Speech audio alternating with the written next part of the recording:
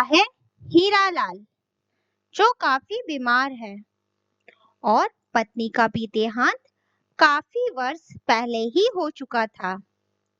3 बेटे हैं।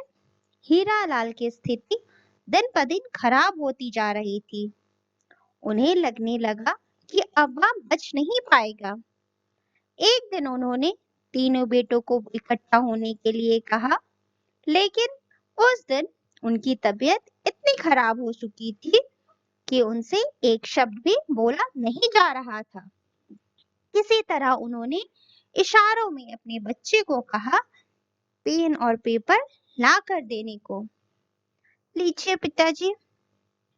पर हाथ इतने कांप रहे थे कि वह लिख ही नहीं पा रहा था।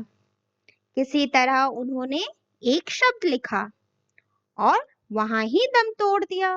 भैया, पिताजी हमें छोड़ के चले गए।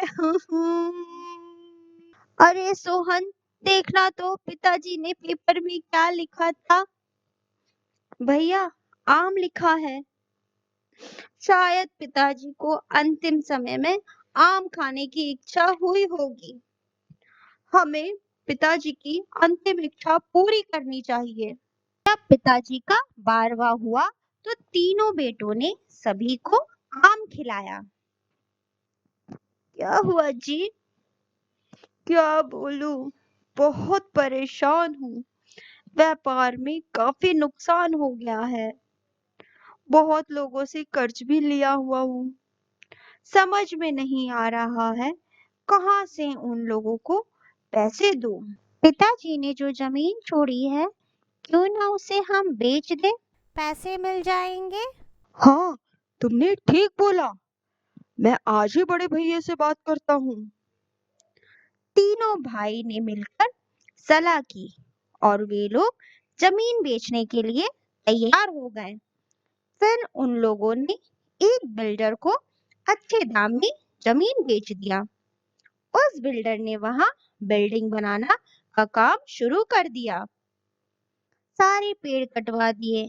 जब आम का पेड़ कटवाया तो देखा उस पेड़ के नीचे बहुत खजाना था।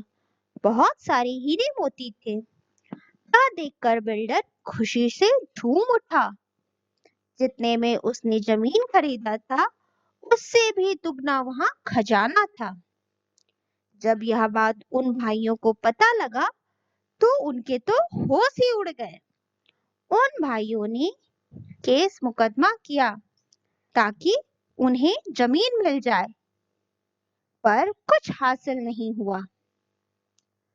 भैया, लगता है पिताजी ने जो मरते समय आम लिखा था, वह इसी पेड़ के बारे में लिखा था, ना कि वह आम खाना चाहते थे। तीनों भाइयों को बहुत पछतावा हुआ कि वह क्यों ना समझ पाए अपने पिताजी की यह बात। पिताजी को हम लोगों को यह बात पहले ही बता देना चाहिए था।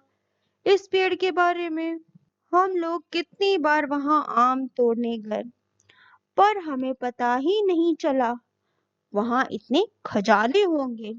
आप सोच के क्या फायदा, हमारे हाथ से तो वह सब चला गया। तो दोस्तों, अगर आपको कहानी पसंद आई तो कमेंट करना ना भूलें और ऐसे ही कहानी देखने के लिए हमारे चैनल को सब्सक्राइब करना ना भूलें।